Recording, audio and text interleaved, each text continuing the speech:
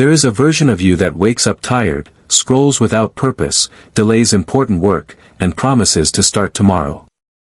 And there is another version of you, focused, respected, sharp, reliable, powerful. The distance between those two versions is not talent, luck, or intelligence. The distance is discipline. Laziness is not who someone is. It is not written in DNA. It is a pattern built from comfort, distraction, and low standards repeated so many times that it feels normal. When someone says, "I'm just lazy," what they really mean is, "I have trained myself to choose easy over important." And anything trained can be untrained. Discipline begins exactly at the moment feelings say, "I don't want to." That moment in the morning when the alarm rings. That moment when work feels boring. That moment when quitting feels easier than continuing. Ordinary people obey feelings. Legendary people obey decisions. Feelings change by the hour. Decisions shape a lifetime. Every day, whether someone realizes it or not, they are casting votes for the person they are becoming. Hitting snooze is a vote for average. Skipping the workout is a vote for weakness. Avoiding difficult tasks is a vote for regret. On the other side, getting up when it's hard is a vote for strength. Finishing what was started is a vote for discipline. Showing up tired but committed is a vote for greatness. A legendary life is not built in dramatic moments. It is built in quiet, invisible hours when no one is clapping. While others choose comfort, someone chooses growth. While others scroll, someone studies. While others sleep in, someone trains. This is where identities change. Comfort feels safe, but it quietly steals dreams. The more someone chooses comfort, the smaller their world becomes. Fewer risks. Fewer opportunities. Less confidence. Less self-respect. Discipline does the opposite. It expands life. Every hard thing completed sends a message to the mind, "I can trust myself." And self-trust is power. People often wait for motivation before they act. But motivation is unreliable. It shows up when things are easy and disappears when things get difficult.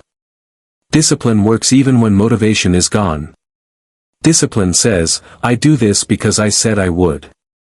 That simple rule separates winners from wishers. The truth most avoid is this. The pain of discipline is temporary, but the pain of regret lasts for years. The discomfort of waking up early lasts minutes. The regret of wasted potential lasts a lifetime. The burn of training fades. The regret of never trying stays heavy. No one becomes legendary by accident. Legendary lives have structure. Set wake-up times. Clear goals. Daily non-negotiables. Time for learning. Time for growth. Time protected from distraction. Structure creates freedom. Chaos creates excuses. The transformation from lazy to legendary is not one big decision. It is hundreds of small ones made daily. Drink water instead of excuses. Work instead of complain. Practice instead of procrastinate. Finish instead of abandon. Each small win builds momentum. Momentum builds belief. Belief builds identity. And identity changes everything. When someone no longer says, "I'm trying to be disciplined," but instead says, "I am disciplined," their actions follow automatically. They no longer negotiate with weakness. They no longer wait to feel ready. They move because that's who they are.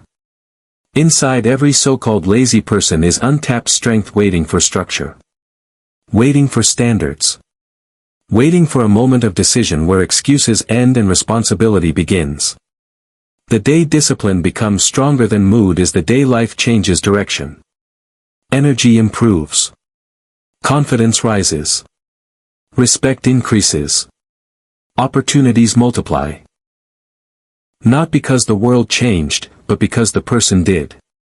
Legendary is not a title given by others. It is a lifestyle chosen in private, every single day, when no one is watching. Most people label themselves too quickly. They say, "I'm lazy," as if it's a permanent identity carved into their personality. But laziness is not a character trait, it is a behavioral pattern formed through repetition. When someone repeatedly chooses comfort over effort, distraction over focus, and delay over action, the brain adapts to that routine. Neural pathways strengthen around ease, not challenge. Over time, what started as small habits of avoidance begin to feel like a fixed identity. But identity built by repetition can be rebuilt by repetition. When daily actions change, self-image follows. This means no one is trapped. A person is not lazy, they are conditioned to avoid discomfort. And conditioning can always be reshaped with new standards, new routines, and new expectations from oneself. Environment plays a powerful role in this condition. Endless entertainment, instant gratification, and constant digital stimulation train the mind to seek quick rewards with minimal effort. Deep work, patience, and persistence begin to feel uncomfortable not because someone is incapable, but because their mind has been overstimulated. When the brain is used to constant dopamine hits, ordinary tasks feel dull. That dullness is often misinterpreted as laziness, when in reality it is a withdrawal from overstimulation. Rebuilding focus requires reducing easy pleasures and reintroducing effort gradually. As tolerance for discomfort increases, capacity for discipline grows. The moment someone understands laziness as a reversible state rather than a permanent flaw, power returns to their hands. Discipline enters exactly where emotion loses control. Feelings are temporary signals, not reliable guides for long-term success. There will be mornings when energy is low, afternoons when work feels repetitive, evenings when quitting seems justified. If actions depend on mood, progress becomes unstable. Discipline is the decision to act based on commitment rather than emotion. It is the skill of separating how I feel from what I must do. This skill is built like a muscle. Each time a person acts despite resistance, mental strength increases. Each time they give in, resistance grows stronger. When decisions lead and feelings follow, consistency is born. And consistency, not intensity, transforms lives. A person does not need to feel ready to begin, they need to begin so readiness can develop. Waiting to feel motivated is waiting for a condition that rarely arrives on schedule. Discipline creates its own momentum. Action generates clarity. Movement builds energy. Over time, what once felt hard becomes normal, and what once felt impossible becomes routine. Every future is quietly shaped by daily standards, not occasional bursts of effort. Standards are the invisible rules a person lives by, the minimum level they are willing to accept from themselves in health, work, focus, and character. When standards are low, excuses become acceptable, delays feel justified, and average becomes normal. When standards rise, behavior rises to match. A person who sets a personal rule to finish what they start begins to build reliability. A person who refuses to break promises made to themselves builds self-respect. These standards may seem small in a single day, yet over months they compound into identity. Success does not come from what someone does once in a while, it grows from what they tolerate every day. Many people set goals, but few set standards. Goals focus on outcomes, while standards focus on process. A goal says, I want to be fit. A standard says, I do not skip planned training. A goal says, I want success. A standard says, I give full effort even when no one sees. When standards guide behavior, progress becomes automatic. There is less negotiation, less emotional debate, fewer moments lost to indecision. The mind becomes trained to operate at a higher baseline. Over time, this baseline becomes identity. What once required effort begins to feel normal. The person who once struggled to focus now struggles to waste time. Comfort, however, quietly lowers standards without announcing its arrival. It offers small rewards for minimal effort, convincing the mind that ease is safety. Extra sleep feels harmless. Delaying important tasks feels temporary. Choosing entertainment over growth feels deserved. But comfort rarely stays small. It expands, slowly replacing ambition with convenience. Skills weaken. Focus shortens. Tolerance for effort decreases. Life does not collapse in one dramatic moment, it shrinks gradually as challenges are avoided.